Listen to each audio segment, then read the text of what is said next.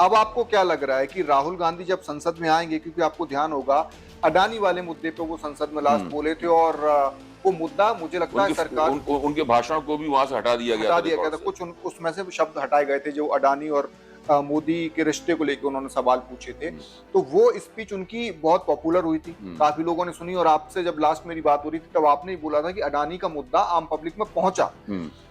उसके बाद उनकी सदस्यता चली जाती है और कांग्रेस ने इस बात को मुद्दा बनाया कि राहुल गांधी की आवाज को रोकने के लिए उनकी सदस्यता गई है। अब राहुल गांधी वापस संसद में आ रहे हैं और मणिपुर जैसा मुद्दा है जिस पर अविश्वास प्रस्ताव है, जिस पर आके प्राइम मिनिस्टर को बोलने के लिए विपक्षी दल इंडिया बोल रहा है। अब जब राहुल गांधी आ जाएंगे और प्राइम मिनिस्टर अगर आते हैं या नहीं भी आते हैं, लेकिन राहुल गांधी अगर संसद पहुंचते हैं तो इससे क्या फर्क पड़ेगा? देखिए, अगर मणिपुर के मुद्दे पर राहुल गांधी के जरिए और वैसे भी विपक्ष देश की जनता के सामने ये बात सिद्ध कर पाया कि ये भारतीय जनता पार्टी की राज्य सरकार और केंद्र सरकार, गृह मंत्री और प्रधानमंत्री, इन सबका मिला जुला निकम्मापन है, तो आप समझ लीजिए कि महंगाई और बेरोजगारी के साथ में एक तीसरी बात जुड़ जाएगी जिसका मतलब होगा राजनीतिक निकम्मापन।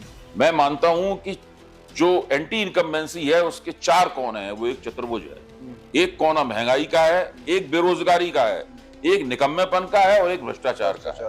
फिर एक ही कोना और बाकी रह जाएगा कि किस तरीके से अदानी के मुद्दे के ऊपर या उसी से मिलते जुलते दूसरे किसी प्रश्न के ऊपर इस सरकार के ऊपर भ्रष्टाचार का आरोप लगाना और उस आरोप को देश की जनता के सामने साबित करना।